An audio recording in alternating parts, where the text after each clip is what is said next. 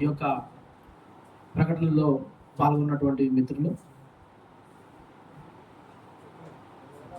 ముందుగా ఈ యొక్క విద్యార్థి సంఘ ఆవిర్భావానికి సంబంధించి గత 2 నెలల క్రితం మే 20 తారీఖు నాడు మేము కొత్త పార్టీని ఆవిష్కరించడం జరిగింది. సమాజ్ పార్టీ పేరుతోని ఆవిష్కరణ చేయడం జరిగింది. వాటితో పాటు ఇవాళ మొత్తం ఈ సమాజంలో ఇప్పుడున్నటువంటి పరిస్థితులలో విద్యారంగం ఎదుర్కొంటున్నటువంటి సవాళ్ళు, విద్యారంగంలో వస్తున్నటువంటి మార్పులు చేర్పులు, అదేవిధంగా ఈ దేశంలో రాష్ట్రంలో విద్యారంగాన్ని మొత్తం కూడా నిర్వీర్యపరుస్తూ ప్రైవేటీకరణ, కార్పొరేటీకరణ చేస్తున్నటువంటి పరిస్థితులు ముమ్మరంగా సాగుతూ ఉన్నాయి. ఈ పరిస్థితులలో ఒక బలమైన భావజాలంతో, అదేవిధంగా మొత్తం ఈ సమాజానికి ఎక్కడ కూడా ఇబ్బందులు లేనటువంటి ఒక విశాల దృక్పథంతో, ఒక విశాల సమాజంలో అన్ని వర్గాల ప్రజలకు న్యాయం చేసే విధంగా ఈ విద్యార్థుల లోకాన్ని సంఘటితం చేసేటటువంటి ఒక బలమైన విద్యార్థి సంఘం అవసరం అని చెప్పి ఈ సందర్భంగా మేము భావిస్తా ఉన్నాం. దాంట్లో భాగంగానే మా విద్యార్థి సంఘానికి ఇవాళ మా పార్టీకి సంబంధించి అనుబంధ విద్యార్థి సంఘాన్ని ఏర్పాటు చేయాలని చెప్పి నిర్ణయించుకోవడం జరిగింది. దానికి సంబంధించి ఇవాళ ఒక ప్రగతిశీల దృక్పథం నుంచి వచ్చినటువంటి మేము ఇవాళ అదే ప్రగతిశీల దృక్పథంతో విద్యార్థి లోకం ఉండవలసిన అవసరం ఉన్నది. అటువైపుగా ఒక ప్రోగ్రెసివ్ థాట్స్తోని ముందుకు వెళ్ళగలిగితేనే నిజంగా ఈ విద్యార్థులకు న్యాయం చేయగలుగుతామని చెప్పి మేము భావిస్తా ఉన్నాం. దాంట్లో భాగంగానే ఇవాళ విద్యార్థి శక్తి లేకుండా ఏ పార్టీ అయినా, ఏ భావజాలం అయినా ముందుకు తీసుకుపోవడం అసాధ్యం అని చెప్పి ఈ సందర్భంగా మేము భావిస్తా ఉన్నాం. దాంట్లో భాగంగా ఇవాళ మా పార్టీ ఏదైతే లైన్ ఎంచుకున్నదో ఆ పార్టీ భావజాలాన్ని ముందుకు తీసుకుపోవాలన్నా, లేకపోతే ఇవాళ విద్యార్థుల హక్కులను సాధించాలన్నా, ఇవాళ విద్యార్థులను సంఘటితం చేసి దేశవ్యాప్తంగా, రాష్ట్ర వ్యాప్తంగా వస్తున్నటువంటి విద్యారంగ సమస్యలని పరిష్కార మార్గాలు చూపాలన్నా, వాటందరినీ సంఘటితపరిచి ఐక్య ఉద్యమాలు నిర్మించాలన్నా కానీ ఒక బలమైన విద్యార్థి సంఘం అవసరమని చెప్పి భావించిన మేము ప్రగతిశీల ప్రజాస్వామ్య విద్యార్థి ఫ్రంట్ పేరుతోని ఇవాళ విద్యార్థి సంఘాన్ని ఏర్పాటు చేయడం జరుగుతూ ఉన్నది. ఇవాళ మేము ఏదైతే లక్ష్యాలు పెట్టుకున్నామో, ఏదైతే ఆశయాలు పెట్టుకున్నామో ఆ ఆశయాల సాధన కోసం, ఆ ఆశయాల లక్ష్యాల కోసం మేము తుదకంటూ పోరాడతామని చెప్పి దానికి ఒక బలమైన నిర్మాణం ఏర్పాటు చేసుకొని ముందుకు పోతామని చెప్పి ఈ సందర్భంగా తెలియజేస్తా ఉన్నాం. దీన్ని విద్యార్థులందరూ కూడా ఆదరించాలని చెప్పి, విద్యార్థులందరూ కూడా మాతో కలిసి రావాలని చెప్పి ఈ సందర్భంగా కోరుతా ఉన్నాం. మరోవైపు ఇవాళ దేశవ్యాప్తంగా నేషనల్ ఎడ్యుకేషన్ పాలసీ 2020 తీసుకొస్తున్నటువంటి కేంద్ర ప్రభుత్వం ఇవాళ మొత్తం విద్యారంగాన్ని కూడా నీరుగార్చేటటువంటి పరిస్థితి, విద్యారంగాన్ని కూడా నిర్వీర్యపరిచేటటువంటి పరిస్థితులు ఇవాళ తీసుకొస్తా ఉన్నది. మొత్తం కార్పొరేట్ శక్తులకు, ప్రైవేట్ శక్తులకు దారదత్తం చేసే విధంగా, ప్రభుత్వ విద్యారంగాన్ని నీరుగార్చే విధంగా ఇవాళ విధానాలు తీసుకొస్తా ఉన్నది.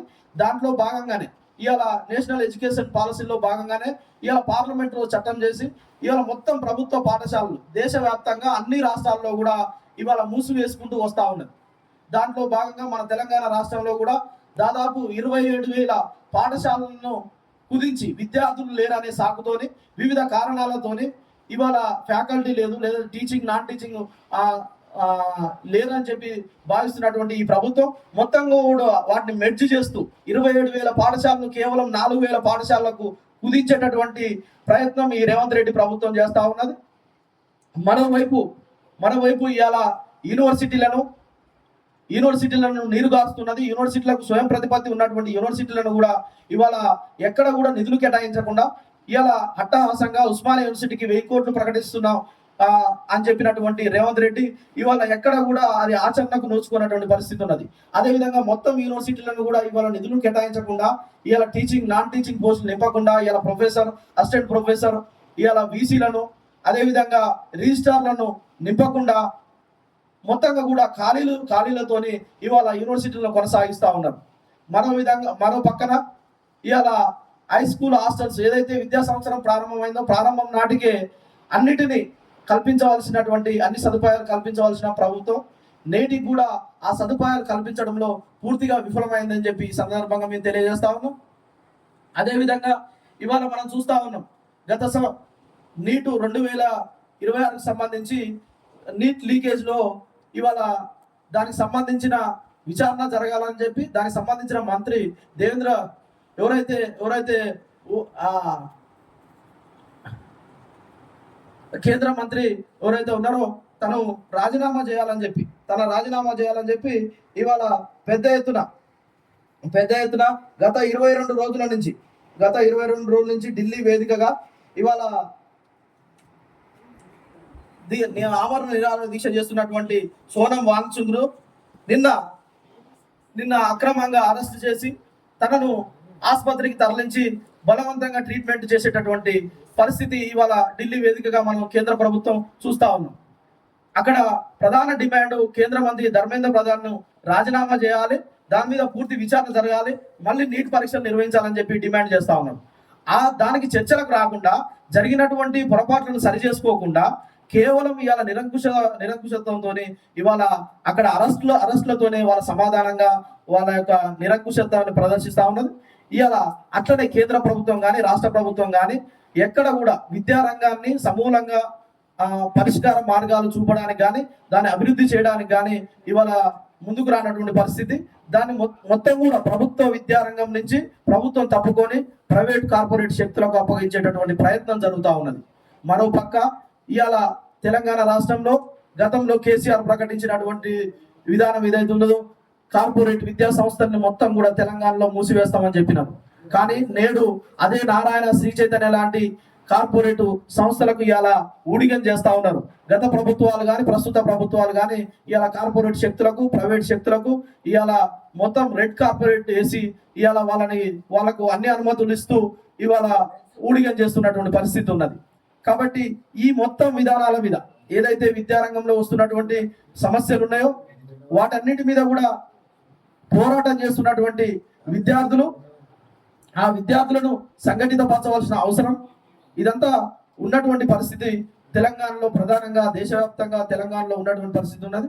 కాబట్టి ఈ యొక్క మొత్తం సమస్యలను పరిష్కారం చేయాలంటే ఖచ్చితంగా ఒక బలమైన విద్యార్థి ఉద్యమం ముందుకు రావాల్సిన అవసరం ఉన్నది.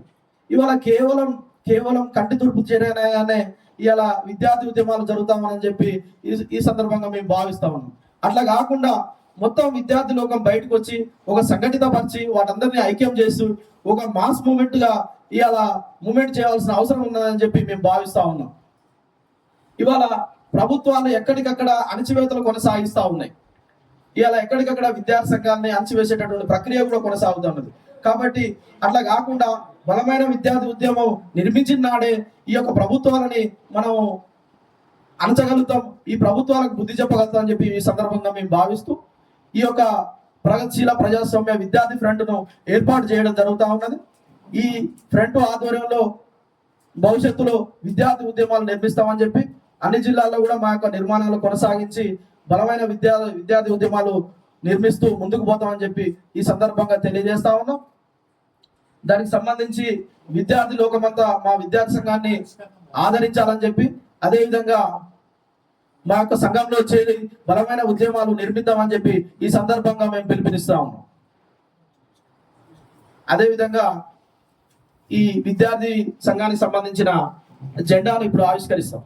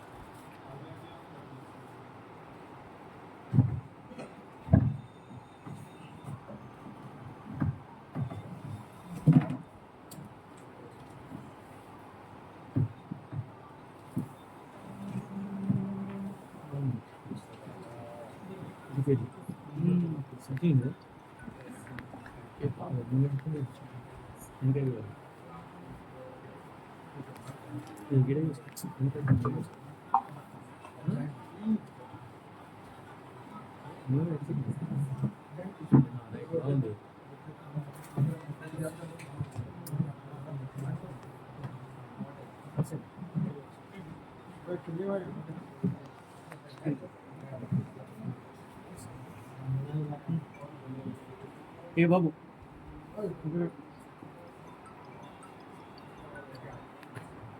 కానీ మళ్ళీ పక్కడే పెడితే వెళ్ళిపోవాలి పోయి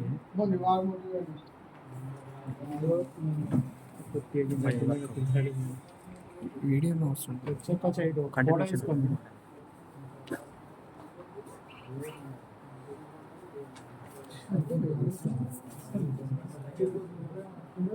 అదే చూడు కింద చూస్తే కదా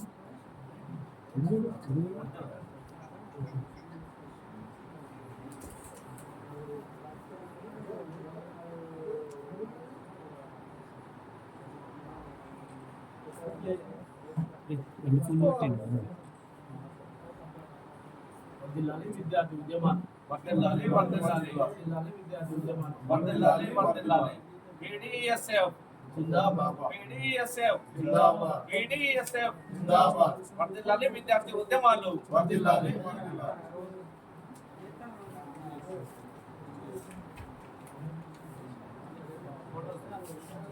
సత్యం సత్యం